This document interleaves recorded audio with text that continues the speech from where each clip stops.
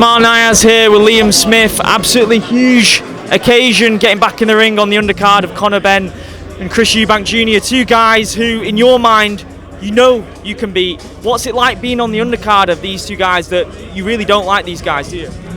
Look, it's a huge show. Obviously, I know the draw they both are. Obviously, I know the draw they are against each other because of the dad. So, look, I'm not bothered.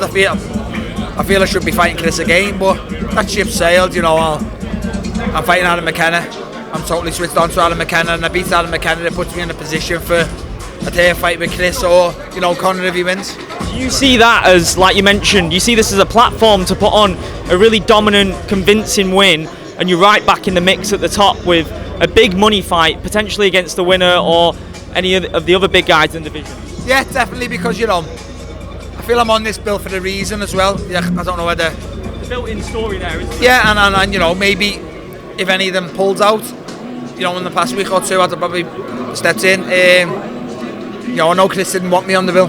I know they had to argue to get me on the bill. So, look, I just had to win in style, win in good fashion, and it keeps me in the picture for Conor or Chris or whoever else at middleweight. You know, Riyadh season and Ring and Turkey Al Sheikh is only interested in good fights and dancing partners, and I feel I've got a lot of them at middleweight. So, you've said that Chris didn't want you on the bill.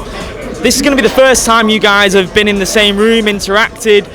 Do you feel like he doesn't want to know? He doesn't want to look you in the eyes? He's going to be avoiding you this week? No, I don't mean that as in, like, you know, he's a coward and look me in the eye. I mean, like, he just didn't want the tear fight. I think he's happy with how he beat me, and he'll take that and won. He's happy. Who's happy with 1-1? You know, I stopped him in 4 rounds and made him do like a silly dance across the ring. You know, he beat me, stopped me in 10. It's 1-1. It's all set for the trilogy.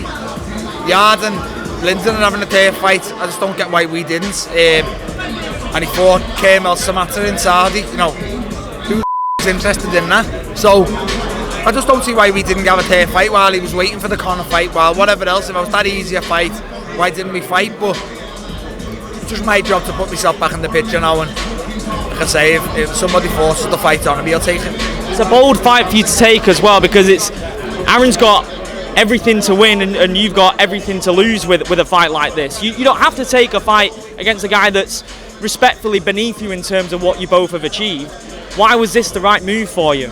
It was offered for me. I'll never turn a fight down in my life, you know, and you know, it made sense style-wise. I think Aaron's a good style matchup for me. You know, he's a tall middleweight, but he's a middleweight who comes to fight, so I just think he's one I can get to, and no matter who I was offered with, I need to announce I'm back. I need to fight. It's no good saying I'm back in the gym. I need to fight.